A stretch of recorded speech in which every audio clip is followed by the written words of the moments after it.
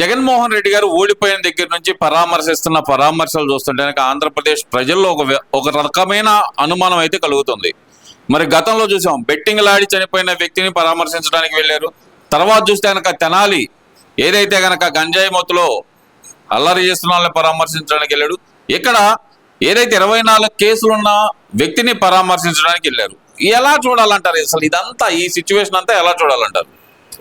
ఇవాళ ముఖ్యంగా కూటమి ప్రభుత్వం చేస్తున్నటువంటి పరిపాలనలో ప్రజలు నిమగ్నమై ఉండాలని చెప్పేసి రాజకీయ నిరుద్యోగిగా ఉన్నటువంటి గొడ్డలి పార్టీ అధ్యక్షుడు జగన్మోహన్ రెడ్డి గారు ఇవాళ ఆయనకి ప్రశ్నించడానికి ఏమీ లేకపోయినా శవరాజకీయాలకి కేరాఫ్ గా ఉన్నటువంటి జగన్మోహన్ రెడ్డి గారు మరి ఒక పక్క శవాలు కనపడితే పరిగెత్తడాలు, లేదా ఏదైతే దుర్మార్గాలు చేసేటువంటి రౌడీ మూకల్ని పరామర్శించడం మనం చూస్తా ఉన్నాం. ఒక పక్క ఈవీఎంని కెమెరాల ముందే పగలగొట్టినటువంటి ఘనుడు మరి పిన్నెల్లి రామకృష్ణారెడ్డిని కూడా వెళ్ళి పరామర్శించడం మనం చూసాం. మరోపక్క నందిగాం సురేష్ ఏం చేశాడు అఘాయిత్యాలు, ఏమైనా మహాత్ములా వీళ్ళు వెళ్ళి వాళ్ళని పరామర్శించడం. తెనాలిలో గంజాయి బ్యాచి వీరంగం సృష్టించినటువంటి పరిస్థితి యావత్తు రాష్ట్రం కూడా కళ్ళార్పకుండా చూసినటువంటి పరిస్థితి టీవీల్లో. అలాంటి వ్యక్తుల్ని పరామర్శించడం ఇవాళ ఒక్కటే రౌడీజాన్ని గుండాయిజాన్ని పెంచి పోషించే జగన్మోహన్ రెడ్డి గారు మరి వాళ్ళని వెళ్ళి పరామర్శిస్తే ఏం సంకేతం ఇస్తున్నారో అది వాళ్ళు తెలుసుకోలేకపోతున్నారా అని చెప్పేసి ఈ సందర్భంగా ప్రశ్నిస్తా ఉన్నా. ఇవాళ రాష్ట్రంలో మరి మనం ఒక పక్క చూస్తే ఇటు చంద్రబాబు నాయుడు గారు కానీ, అటు పవన్ కళ్యాణ్ గారు కానీ, లోకేష్ బాబు గారు కానీ వాళ్ళకు సంబంధించినటువంటి శాఖల్లో ఎంతో నైపుణ్యంతో మరి వాళ్ళు కూటమి ప్రభుత్వాన్ని విజయవంతంగా ముందుకు తీసుకెళ్తున్నటువంటి పరిస్థితి ఒక పక్క.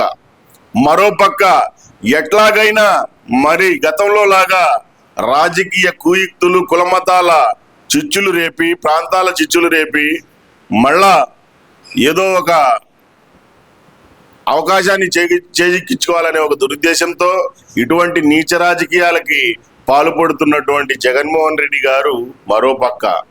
ఇవాళ మనం చూస్తే మనకు ఇవాళ ఏ ఒక్కడు చెప్పనవసరంలా, ఎందుకంటే కళ్ళకు కానొచ్చినట్టుగా అభివృద్ధి కానీ సంక్షేమం కానీ ప్రజలకే తెలుస్తుంది. ఎందుకంటే మరి గతంలో మనం చూసాం, కూల్చడాలతో ప్రారంభించినటువంటి జగన్మోహన్ రెడ్డి గారు ఏదైతే ఆయనకి ఇచ్చినటువంటి ఒక బంగారు అవకాశాన్ని ప్రజలు ఒక్కసారి అంటే ఆయన ఏ విధంగా దుర్వినియోగం చేసుకున్నాడో చూసినటువంటి కళ్ళతో ఇవాళ ప్రజలు చూస్తున్నటువంటి అభివృద్ధి, కూటమి ప్రభుత్వంలో సంక్షేమాలు, ఉద్యోగ అవకాశాలు ఇట్లా 1 కాదు 2 కాదు సూపర్ 6ని ఎంతో పటిష్టంగా ప్రజల్లోకి మరి అమలుపరుస్తున్నటువంటి పరిస్థితి కూటమి ప్రభుత్వాన్ని స్పష్టంగా అది ప్రజలకు కానొస్తా ఉంది. ఒక పక్క నీచ రాజకీయ కుట్రలు చేస్తున్నటువంటి జగన్మోహన్ రెడ్డి గారి నైజం కూడా ఇంకా స్పష్టంగా ప్రజలు గమనిస్తున్నారనేది ఒకసారి మనం గుర్తు చేసుకుందాం. ఇలా నీచ రాజకీయాలు, శవరాజకీయాలకు కేరాఫ్ గా మొదటి నుంచి కూడా గొడ్డలిపాటి కుటుంబం కానీ, గొడ్డలిపాటి నాయకులు కానీ ప్రతి ఒక్కళ్ళు కూడా అదే ధోరణిని అవలంబిస్తున్నారనేది ఇవాళ కళ్ళకు కట్టినట్టుగా కానొస్తుందని చెప్పేసి సందర్భంగా చెప్తా ఉన్నా. అమాయకుడు, చిన్నపిల్లాడు, ఏదో యుక్త వయసులో తెలిసి తెలియక 1-2 తప్పులు చేసి ఉండొచ్చు అంటూ ఆ వ్యక్తి మీద సింపతి చూపిస్తున్న జగన్మోహన్ రెడ్డి, కనిపించకుండా పోయిన వ్యక్తి మీద సింపతి చూపిస్తున్న జగన్మోహన్ రెడ్డి గారు ఎలా చూడాలంటారు ఇదంతా? ఇది మనం ఫస్ట్ నుంచి జగన్మోహన్ రెడ్డి గారి తీరు చూస్తున్నటువంటి పరిస్థితే కదా. గతంలో ప్రతి ఒక్కరిని కూడా, అభ్యర్థిని కూడా అమాయకుడు, సౌమ్యుడు అని చెప్పేసి పరిచయాలు చేసినటువంటి నాయకులు వాళ్ళ యొక్క ఘనతలు మనం ఒక్కసారి చూసుకుంటే సొంత తమ్ముడు అవినాష్ రెడ్డి బాబాయిని గొడ్డలి వేసినటువంటి పరిస్థితి. మరోపక్క ఆయన చెప్పినటువంటి దుమారం రేపినటువంటి మరి అక్కడ శ్రీకాకుళంలో ఆయన యొక్క ఉదంతాన్ని చూసాం. మరోపక్క ఎవరినైతే ఆయన చెప్పాడో ప్రతి ఒక్కడు కూడా దుర్మార్గుడు, కామాంధుడు, ఒక రౌడీ వెధవల్లాగా వివరించినటువంటి తీరు ఈరోజు ఆంధ్ర రాష్ట్ర ప్రజలందరికీ కూడా తెలుసు. ఇవాళ జగన్మోహన్ రెడ్డి గారు ముద్దాయిల్ని, నేరస్తుల్ని నేరస్తుల్లాగే చూడాలి.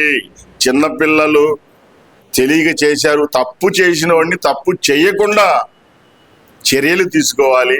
అది ఒక రాజకీయ మరి ప్రస్థానంలో ఉండవలసినటువంటి అతి ముఖ్యమైనటువంటి అంశం.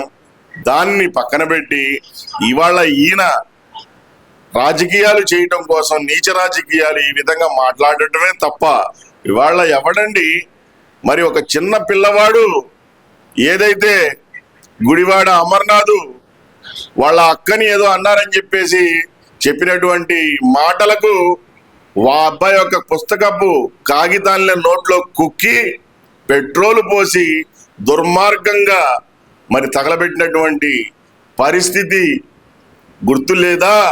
ఆ అబ్బాయి వయసు ఎంత? కేవలం 12 సంవత్సరాలు. జగన్మోహన్ రెడ్డి గారు వాళ్ళ యొక్క ఏదైతే హత్య చేశారో వాళ్ళపై మీరు ఏం చర్యలు తీసుకున్నారు? ఒకసారి 1 వేలు ఎదురు చూపిస్తే 4 వేళ్ళు మనకల్లే కనబడతాయనే సత్యాన్ని మీరు గ్రహించలేకపోతున్నారా, లేక కావాలని చేస్తున్నారా అనేది కూడా మీరు జనాలకు చెప్పాలి. ముఖ్యంగా రౌడీల్ని గోండాల్ని పెంచి పోషించే సంస్కృతి న్యాయస్థానాలకు కానీ చట్టాలకు కానీ ఉండదు. దాంట్లో ప్రకారంగానే మరి వాళ్ళపై చర్యలు ఉంటాయి. కానీ ఒక తప్పు చేసేసి అంటే మీరు బాబాయిని చంపేసి ఇప్పుడు జనాల్లోకి వచ్చి తప్పు జరిగిపోయిందని చెప్పేస్తారా? ఆ రోజు కూడా మీరు ప్రజలకైతే సమాధానం చెప్పాల్సినటువంటి పరిస్థితి ఖచ్చితంగా మళ్ళా రాబోయే సాంస్కృతిక ఎన్నికలకు ముందు మీరు చెప్పాల్సిన అవసరం ఉంటుంది. ఇట్లా మీ యొక్క నేర రాజకీయ చిట్టా జనాలందరికీ తెలుసు. మీరు కేవలం ఏదైతే ఈ కూటమి ప్రభుత్వాన్ని ఎదుర్కోలేక, రాజకీయంగా ఎదుర్కోలేక ఇటువంటి తెర వెనుక రాజకీయాలు, నీచ రాజకీయాలకు పాల్పడుతున్నారనేది ఇవాళ ప్రతి ఒక్క పిల్లవాడికి కూడా తెలుసు అని చెప్పేసి సందర్భంగా చెప్తా ఉన్నాం. విజయవాడ సిపి రాజశేఖర్ బాబు గారిని టార్గెట్ చేసిన వైసీపీ నాయకులు ఎందుకంటారు? ఆయన ఆల్రెడీ కల్తీ మద్యం కేసులో విచారణాధికారిగా కూడా నియమించబడి ఉన్నారు. ఇప్పుడు ఆయన టార్గెట్ చేస్తున్నారు. దీని వెనకమాల విజయవాడ ఈ వ్యక్తి ఎవరైతే మిస్సింగ్ అయిన దాంట్లో ఆయన హస్తం కూడా ఉంది అంటూ నిన్నటి నుంచి మళ్ళీ వాళ్ళు జోరుగా అయితే కనుక చెప్తున్నారు. ఈ మొత్తానికి ఎక్కడ లింక్ అవుతుంది అనుకోవచ్చు అంటారు ఇదంతా? అసలు వీళ్ళు గతంలో వాళ్ళ అధికారంలో ఉన్నప్పుడు ఎంతమంది ఉన్నతాధికారులని, ఐఏఎస్ని, ఐపీఎస్ని ఏ విధంగా స్వలాభాల కోసం వాళ్ళ యొక్క ఏదైతే డబ్బు దాహం తీర్చుకోవడానికి ఉపయోగించుకున్నారో మనం చూసాం. ఇవాళ ఒక్కొక్కళ్ళుగా అందరూ కూడా జైలు బాట పట్టడం కూడా మనం చూస్తా ఉన్నాం. ఇవాళ ఏదైతే గతంలో లిక్కర్ స్కామ్ జగన్మోహన్ రెడ్డి గారి యొక్క హయాంలో జరిగినటువంటి లిక్కర్ స్కామ్ భారతదేశంలోనే అతి పెద్దదిగా రాబోయే, అంటే ఆల్రెడీ ఇప్పటికే చాలా మంది దాంట్లో మరి శ్రీకృష్ణ జన్మస్థానానికి వెళ్తున్నటువంటి పరిస్థితులు చూసాం. అది చాలా పెద్ద స్కామ్. ఆ స్కామ్లో సంపాదించినటువంటి డబ్బుల్ని తీసుకెళ్లి విదేశాల్లో కూడా ఇంకో అక్రమ వ్యాపారాలకు వాళ్ళు పెట్టుబడులుగా పెట్టినటువంటి విషయాలు కూడా ప్రతి అందరికీ తెలుసు. ఖచ్చితంగా ఈ లింక్ ఏది అనేది ఇదైతే ఇప్పుడు వాళ్ళు టార్గెట్ చేస్తున్నారంటే వాళ్ళ మీదకి ఏళ్ళు కనబడుతుందని చెప్పే ఒక ఉద్దేశంతోనే జగన్మోహన్ రెడ్డి గారు వాళ్ళ యొక్క సిద్ధాంతంలో భాగంగా రాజకీయాలకి ఉపయోగించుకుంటున్నారు. ఖచ్చితంగా న్యాయస్థానాల్లో ఆయనకి దానికి సంబంధించినటువంటి విషయాలు ఇంకా పూర్తిగా వెలుగులోకి వస్తాయి.